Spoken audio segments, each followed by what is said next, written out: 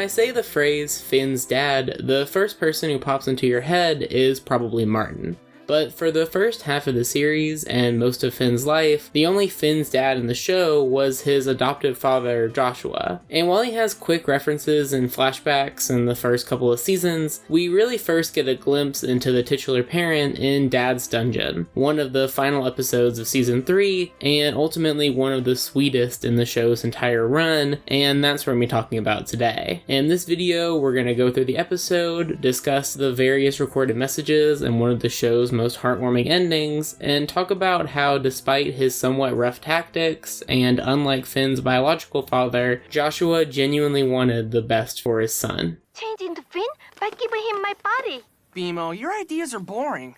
What? The beginning of this episode has a case for being the most adventure-timey scene in the entire series, as Finn, Jake, and Bimo are just chilling in the lookout boat at the treehouse, as Jake tries to transform into what the other two suggest. Besides this just being a really chill scene that kicks everything off, I also think this moment highlights that, despite the fact that their parents have passed on, Finn and Jake still have somewhat of a family back at the treehouse, even if Nectar is still playing hide-and-seek somewhere. Anyway, this moment is super sweet, and the reaction of the pair to immediately search out and squish the sparkles that emerge from their attic is great, and quickly transitions us to the reveal of Joshua's hidden messages, as this episode slowly reveals itself as a classic dungeon endeavor. You can tell in Finn and Jake's reaction to finding this tape the amount of respect and love they have for their father, and it makes what comes next especially brutal, as Joshua tells his human son to close his ears, telling Jake that the dungeon he set up for the pair is really just a test for Finn, as he thinks he needs to be toughened up. This premise is just so interesting for the episode, as just from this short hollow message, Joshua is characterized so heavily. You can see in his messages that he created this dungeon when Finn and Jake were really little, and given the fact that Finn was obviously not a dog, it makes sense why Joshua would be concerned by how slowly he was developing in comparison to his brothers, and why in a land as dangerous as Ew, it would be pretty important for him to raise tough children. All of this makes him wanting to set up a dungeon to help his son develop from beyond the grave really sweet, and leaving the family sword for Finn is such a great gesture. At the same time though, his actions here are pretty harsh, as he not only uses some of his final words to his son to tell him that he's a weak little baby, but also guilt trips Jake into doing the same. And it's this dichotomy in his attentions that turns this typical dungeon episode into one of the most interesting Finn and Jake adventures in the series. As the pair approach their goal and go through probably my favorite dungeon entrance in the show, the pure variety of the rooms in the labyrinth start to reveal themselves. There are a bunch of fantastic dungeons in the show, and this one is no exception, as every puzzle in it feels completely original and distinct. The first beast of the dungeon are the burger and hot dog monsters, who Finn quickly figures out are just reflections of his and Jake's desires from earlier in the day, resulting in this really well done action scene with some really interesting shots. Besides just looking neat though, this fight also gives Finn an opportunity to show how much he's grown since being the whiny little baby in Joshua's arms, which contrasts with the continued tapes from throughout the dungeon, where Jake is instructed by his father to continue to berate his brother. This juxtaposition is what makes this episode that's ultimately about Finn and Joshua still be a great look at Jake's character, as he has to juggle respecting his father's wishes, as well as not trying to be overly cruel to Finn. Anyway, before Jake is forced to make a decision, Finn once again shows how far he's developed, as the pair are confronted with the choice of either going into a flower room or going past who the credits literally call Ugly Monster. The episode makes sure to note that Finn is fully aware that, despite choosing it, that the flower path is a trap, while also having him be pretty nice to the monster. Cheer up, man.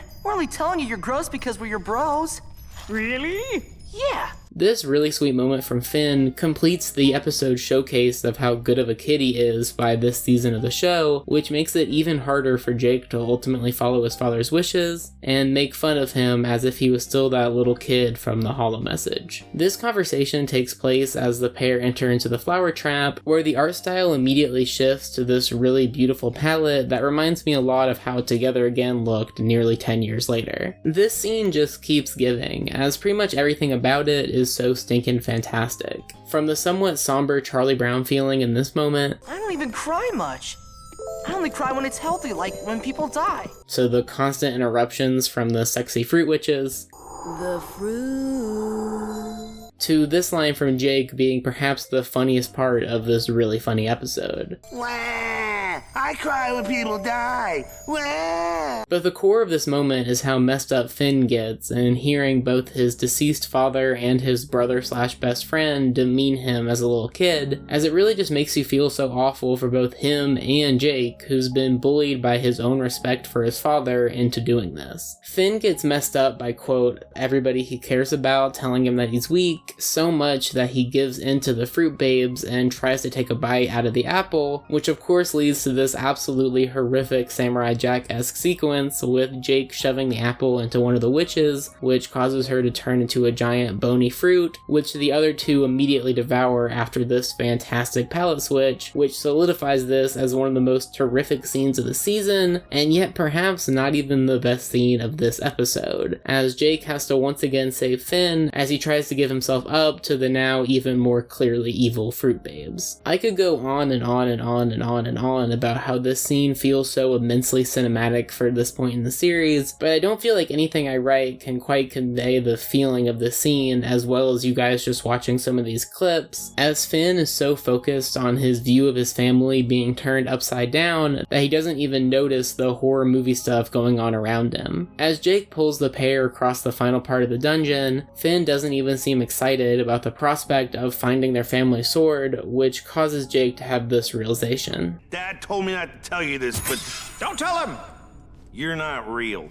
This dialogue from Jake is arguably the most important thematic moment in the episode, but we'll get back to it towards the end of the video, as Jake instructs Finn to listen to the entire tape from Joshua, which reveals the ruse. At the end of the tape, he gets grabbed by the final boss of the dungeon, which simultaneously explains the dungeon not being finished, as well as opening a whole can of worms regarding the Adventure Time timeline that I'll also talk about at the end of this video. To complete the trilogy of things that I'm going to talk about at the end of this one, Joshua also calls Finn Sue, which is this really clever reference to a 60s song, but I've gone far enough into this video without talking about the ending, which is one of the best in the franchise. I mean, where to even start with this one? The design of the monster utilizes the dark setting so fantastically well, as we only see the front part of him and are left to imagine what the rest of his horrific self must look like. He's also constantly maniacally laughing, which only adds to how small and weak Finn feels at this moment, as everybody's just treating him like a little kid. And it's at this moment, when our protagonist is at his absolute lowest, that Jake finds the last cartridge and plays it for Finn, in one of the sweetest moments in this really sweet series. Finn, if you're seeing this pre-recorded holo message, it's because you finished the dungeon that I made for you. I'm proud of you. You're gonna do great things in this world. I love you, son. The smile on Finn's face that remains for the rest of the episode is so visceral, and it's such a fun scene to just watch him absolutely demolish the monster after this, as Jake beatboxes to play a remix of Joshua's message, as he continues to take care of Finn just like his father did, but just in his own way. My favorite part of this fight may be the fact that the key to the sword is on the wrist of the monster, as Joshua clearly intended Finn to grab it and then unlock the sword, but instead Finn, who's been called weak the entire episode, just obliterates the chain and pulls it out himself, stabbing the creature in the eye as he throws it in a pit to finish this absolutely stunning sequence. As the pair walk out of the dungeon smiling from ear to ear, all the negative feelings that Finn had towards his father dissipate as they literally walk into the sunset. Dad was cool. Yeah.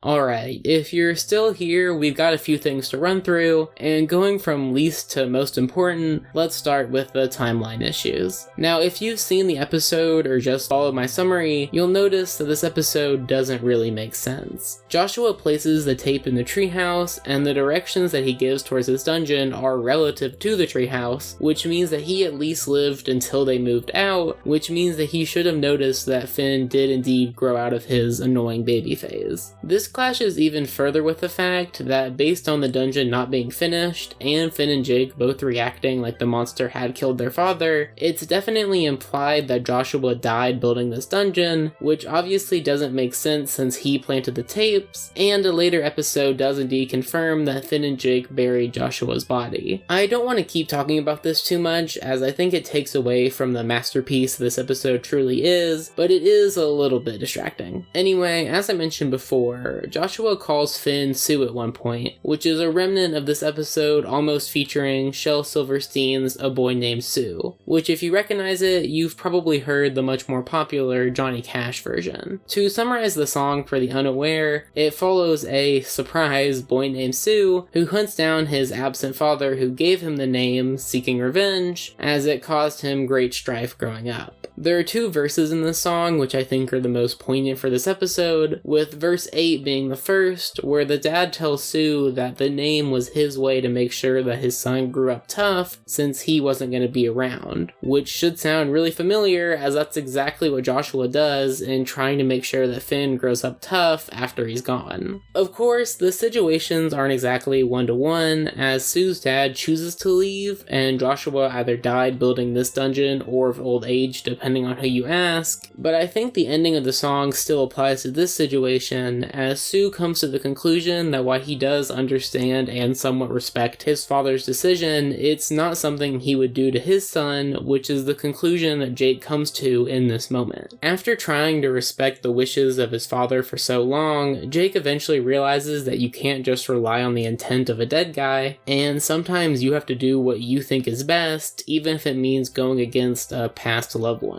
Jake realizes that while Joshua's intent of wanting Finn to be tough was him being a good dad, he remixes that message to be more applicable to Finn's current situation as he continues to take care of his brother after their parents' passing. This is one of the last episodes in the series to be storyboarded by Pendleton Ward, and I think it shows in just how adventure-timey this one feels. While the bulk of the series will ultimately end up being under the helm of Adam Muto, Dad's Dungeon genuinely feels like the epitome of the Ward run of the series, as besides just having a bunch of gags that feel like they could only belong in the first 3 or 4 seasons, it also hits hard at the heart of the series that Muto's Adventure Time takes a few seasons to find again, being the perfectly crafted bond between Finn and Jake. Despite Joshua's intent, his dungeon could have easily been turned into a source of strife for the pair, as Jake could have continued with his father's commands and ultimately driven a wedge between him and Finn. But because the pair's relationship is so strong, Jake is able to turn this into a fantastic final moment between them and Joshua that cements their father's legendary status in their minds, further establishing that even though Joshua and Margaret may be gone, their family lives on, as close as ever.